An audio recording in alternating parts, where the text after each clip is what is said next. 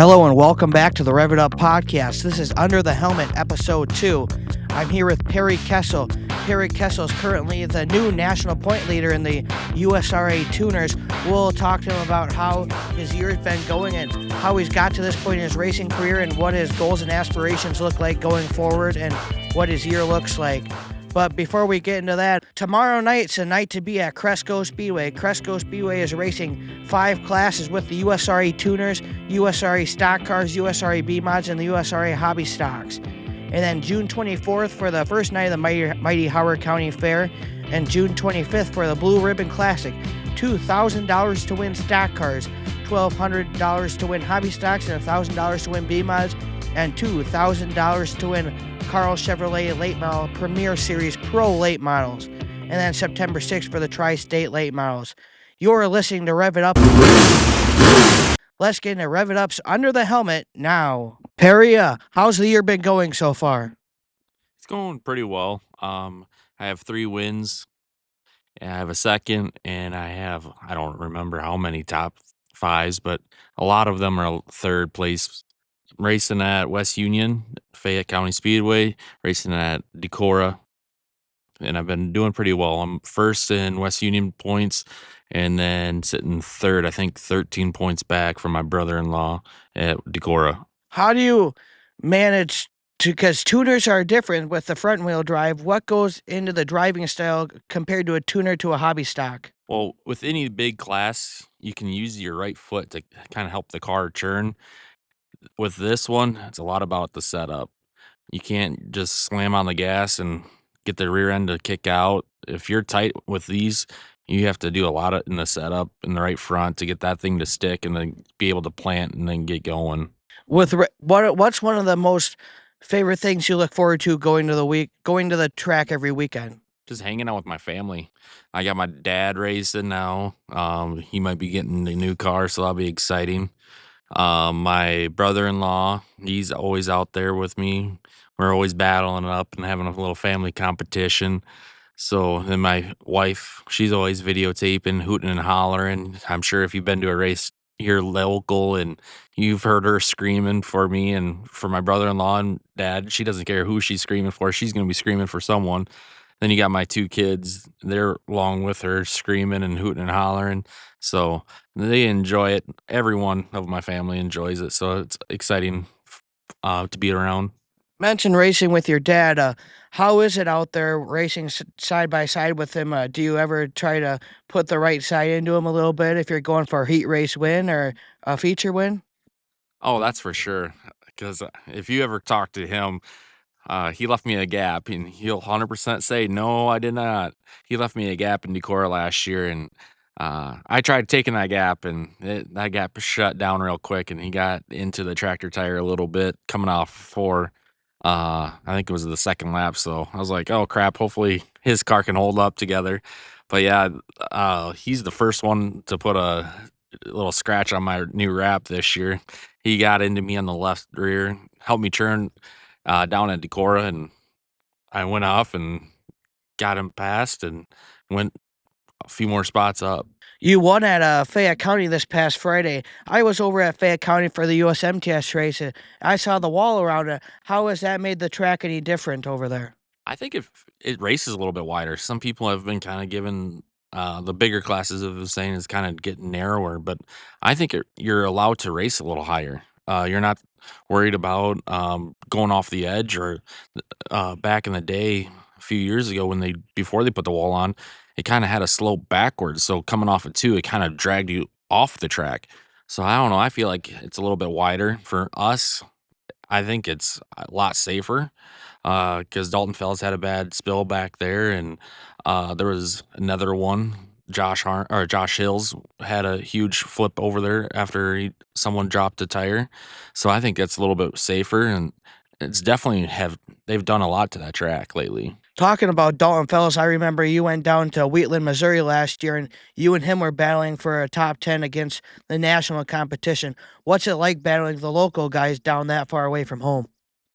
It's always fun when you can compete and have a top 10 like I did on Saturday, and I got 11th on Friday night. It's always a fun So competing with people that you know how they're gonna race. They're gonna not gonna race you dirty. They're gonna race you pretty clean.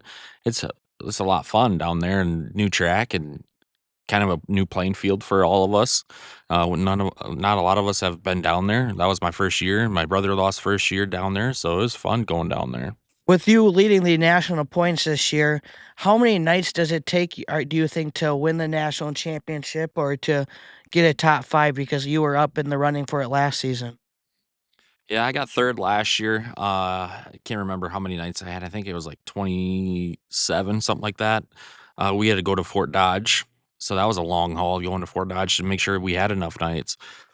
With this year, it's gonna be a little bit tight.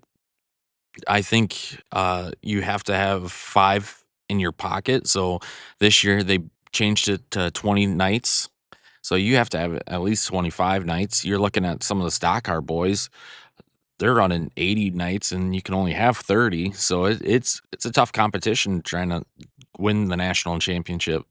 A lot of people it's a lot of pressure too trying to keep up and run 80 nights a season, or for even us running 30 nights on cars that were built 20 years ago, and up here in Iowa, they're hard to find in non-rusty cars, so a lot of people go to Texas or Oklahoma to get some. I just found my car, and I've got it from a guy in La Crosse, and it has the Wisconsin rust. I dailied it for a year and turned it into a race car. It shows that it's been ran for a few years, but yeah, it has some mechanics that it needs to be updated. It's like some of the rust needs to be patched, but it's hard running 20 nights on some of these tracks, and especially with a lot of rain early in the spring and kinda drying out, it's a little bit easier on the cars. We were talking off camera with kind of some of the fall off of the tuners with used to having about 16 per class, now they're down to about 6. Why do you think that is? The fall off of the cars just available, or maybe the eco mod takes a couple away, or how do you think we build back up the tuner class in our area? The easiest answer would be is stop threatening to cancel the tuner class. I would say is because 'cause you've been hearing a lot that, "Oh, I don't know what's gonna be around next year. I don't know how many cars are gonna be here." So, with the threat of being canceled next year, it's kinda hard to build a or wanna build a new car. A lot of the people I've been hearing is like, "Yeah, tuners are kinda getting expensive." Well, I don't have over 6 grand in my car. I had it professional built motor, 100% legal, 100% stock besides balance shaft delete, and, ECU tune. I'm obviously leading national points with that, so that helps a lot, keeping it cheap. But yeah, with a lot of the new classes like the eco mods, they're saying, yeah, you can get them to them real cheap. My cousin right now, he's building an eco mod and he's finding real quick it's not cheap.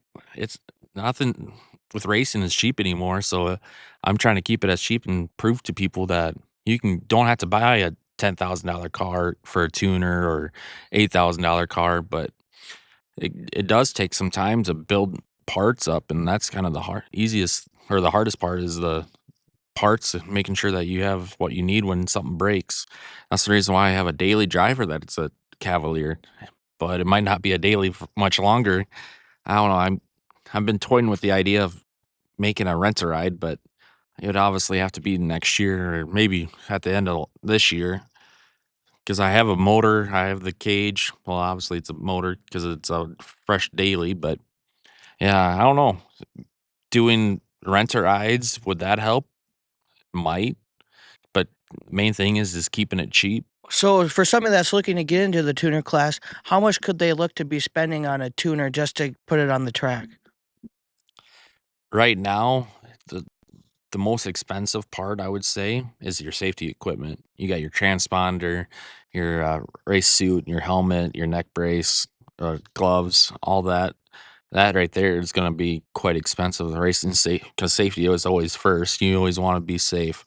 So you're looking at 1 grand easily in safety equipment, and then you're looking at $600 or so transponder, but the cars there's cars out there, you're looking at 2 grand turnkey, or you're looking at maybe 4 grand on the higher end. There's cars out there to turn some laps or, hey, You might get a top 5. So you've been racing circle track for a couple of years now, but I know you've been doing the enduro races before. How did you ever get into racing to begin with in the enduros? So I've been in racing for my whole entire life. Dad would always talk about the enduros back in the day, dirt enduros that Decorah, Cresco, and all the tracks around here had. And I always was intrigued. The endurance race, you get 200 laps or whatever time limit they had on the track. So I kind of did a derbying scene for a little bit too. 2016, I started doing derby with my buddy. He offered me my other daily driver, and he's like, "Hey, you want to take it out derby because they're wanting more people to derby?" And I said, "Sure, why not?" Found out real quick it's a lot of work to do a derby, and then you can only last one or two derbies, and then you got to get a new car. So my dad was like, "Hey, there's an ad for in Cedar Rapids at Hawkeye Downs for a $200 or a 200 lap enduro. You want to go ahead and try that with your car that you were going to derby." I'm like, huh, maybe I'll try that. Check that out. And that was, I think, right before COVID or during COVID. So we checked that out, and it turned out to be a real nice place, and did that. And found out the entry fee wasn't expensive, got money back. The drive wasn't terrible, 2 hours. And then next thing you know, we had 5 of us racing. Me, my brother, my brother-in-law, cousin, my dad. We were all racing at Hawkeye Downs, and we had fun. Then, we went up to La Crosse Speedway. We had, 2 enduros there. I could not do anything up in La Crosse. It was bad. And then, Hawkeye Downs bumped up the entry fee, and then I'm like, "Geez, it would be cheaper to buy a tuner." My cousin, he bought a tuner. Dad, he had a stock car, and I'm like, "Crap, I think we're gonna do it." And I jumped the wagon, and I bought a dirt car. So you were talking from before that your dad's been racing for years. Your brother also raced B mods for a while too, and he was pretty hot and heavy on the national scene too. He was down in North Carolina or something racing, wasn't he? So he moved down to North Carolina. He raced 2016 to I think was 2018, something like that, 2019. Yeah, he's been racing. He raced at MTS, Deer Creek, Decorah, Cresco, West Union. Yeah, he had a fun time battling out with Stewie and Hovey and Modry, Joneses, and he had a lot of top fives. He never could finish in the first spot. My dad, he could never finish in the first spot, and then I was the first one in our family to actually get a number one. So now I have a handful of them. So that's exciting. So what's your dad's racing history look like? He's been probably at the old track Echo Valley, and you have any stories from Echo Valley? Oh, Echo Valley was our Saturday night home. We got a camper and we were staying the night. Yeah, he's been racing since like 95, 94. Yeah, he has multiple heat race wins. He has multiple B main wins, and he's like, "Yeah, I could never get the feature win. As soon as I would get the lead or whatever, there would be a caution or whatever, and something would happen. He couldn't get it. He has stories on stories on stories. He could write books on it. So if you want to spend a few hours or days or weeks or months, yeah, he will tell you all of that. Echo Valley was a really good facility. I really wish we had it back. It would have been nice because it would have been out of town. The wind would have kind of pushed a little sound to town, but it was a nice facility. Uh, that place was just amazing. I was talking yesterday or last week with the Schmidt family that runs Stock Car, and then Arthur Schott too. We were reminiscing about Echo Valley and all that, and sprint car going off of 1 and 2, and getting the pond in the middle, running through the fence in there, and going down and swimming because of the chateau kid in the water. And yeah, it was back in the day. It was one of the places to be. Yeah, what are your thoughts on that incident at Chateau? You've probably been to Chateau before. What are your thoughts on that? A lot of people say they've never seen a car go in there before, but it sure did. What are your thoughts on that, and how would you have reacted if you were the driver upside down inside a river?